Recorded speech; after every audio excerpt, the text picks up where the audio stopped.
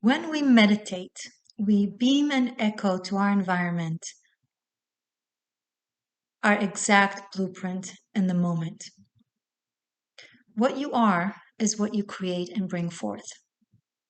So, when you meditate for the sake of healing the world or bringing world peace, even though your intent might be on that, and I honor you for it and love you for it and thank you for caring the way you care, if though your inside is in resistance and in controversy to the intent that you echo from your consciousness, then that means there is dissonance. Hence, that is what you will echo and create.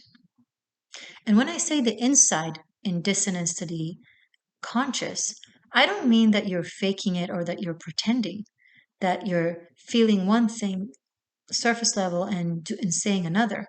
I know you are sincere and I know you genuinely care.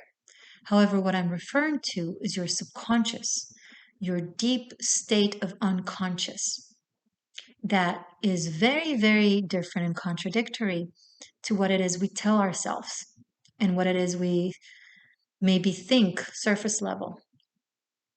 Often, when there is a big gap between our subconscious and our conscious, is when we refuse to go there because it either hurts too much or because it might say something negative about us. Often, we don't want to work through our angers or our sadness or our grief or our fears because then that would make us negative and angry and fearful. But no, I'm courageous and loving and hopeful and forgiving. Yeah, you are, both. Because within the human condition, there is the range of all of it. None of us is exempt. What we define as negative emotions are really, really important for our human experience on this planet. If you don't feel angry, you don't know that something that someone is doing is wrong and you need to stop it or avoid it. If you don't feel fear, you don't have that mechanism of survival that warns you from something dangerous. If you don't feel sadness, you don't acknowledge something that you lost and then you don't really honor it. We have been gaslit by toxic positivity into thinking that if we feel negative things, that means that we are negative. But the only true negative is self deceit, and then by default, exterior deceit. Because if I lie to myself, I can't tell you the truth, right? It's just default. I believe my lie. So what I tell you, I believe it's true. So there's no going around it. What we must do is the shadow work, which is by default the light work. The only way out is through. The only way out is in. Empty space, darkness, is what creates and forms light and matter. It is the womb that holds us as a fetus growing into the archangel that we can be in this school earth. We are not here to evade the yin or the shadow. We are here to integrate them and turn them into light by acknowledging them, by accepting them, by loving them.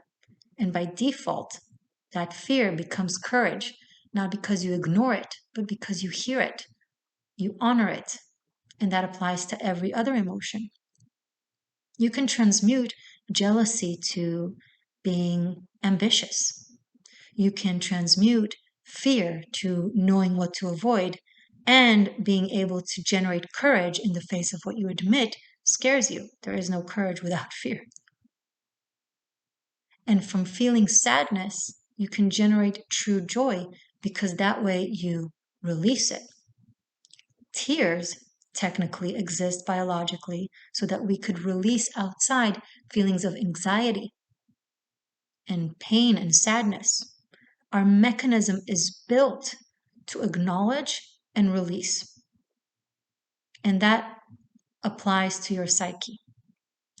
But what happens is most people in the spiritual community that by default will go to something, that's what it requires of you to go to something like a group meditation to heal the world or to generate world peace. You're in a spiritual mindset, right? You believe that it's possible. And it's absolutely possible because what you echo, you create. When you're in pure resonance and harmony, you will beam resonance and harmony and have that mirrored back to you as a manifested reality. So theoretically, it's absolutely possible for a group meditation to bring world peace. But in reality of today, it not only that it isn't possible currently, it actually does the opposite. Because most people are still not fully integrated resonating beings. When we are, by the way, perfectly resonating beings, we're no longer in this physical existence or no longer needing to bring forth peace because we're already at peace. That's the irony. A world in which group meditation for world peace is possible is a world that doesn't require it. But a world that requires it, like the world that we are in, can't really benefit from it because of what we're made of conflict. So, the way to actually heal the world is what you already know, and it's a cliche, but it's so, so true. You got to heal yourself, not by ignoring your pain, but by embracing it and acknowledging it and processing it and working with it. By talking to your shadows, not as if they are demons, rather aspects of you that are scared or angry or confused. And instead of fighting them, you reach out your hand in peace and in harmony and you work with them. And as long as you don't, you're in inner conflict. You are at inner war within yourself. And that is what you will echo whether you meditate on your own, and especially if it's a group of you that does that. You will echo that dissonance. You will echo that inner battle, that lack of acceptance, that self gaslighting.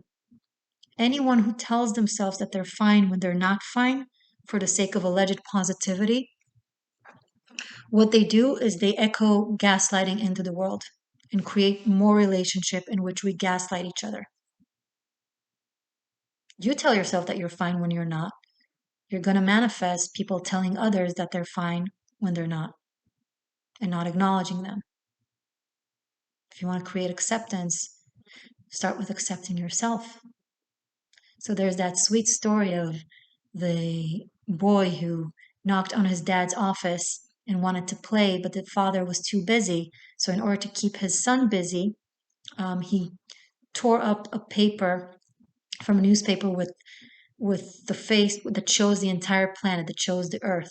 And he tore it into little pieces and he told him to go and solve the puzzle and to not come back until the entire image of the world is fixed.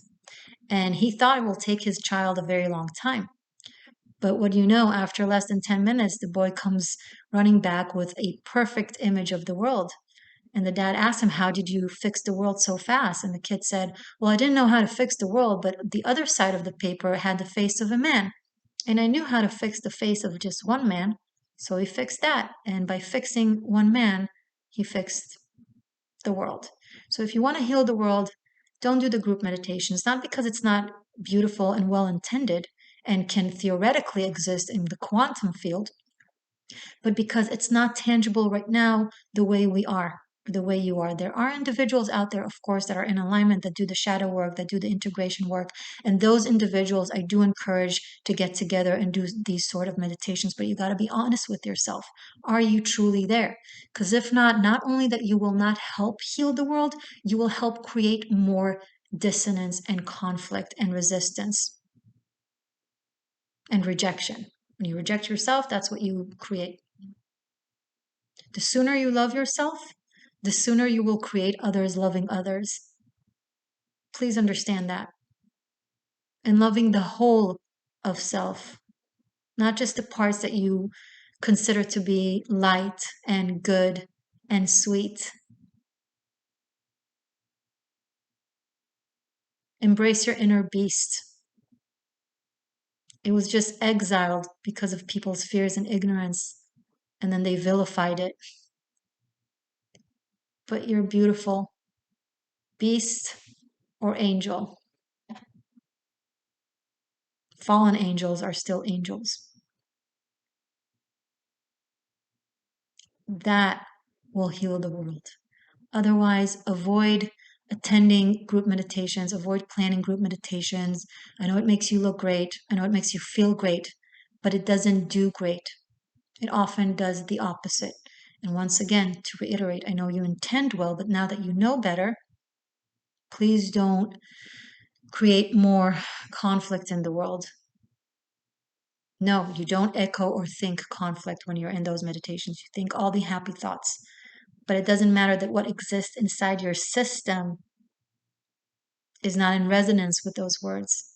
It's in resistance. And that, especially when you generate energy to, when you hold other people's hands and you bring your energy together, it has even more power. And it's your psyche and your psyche alone that creates that strong manifestation.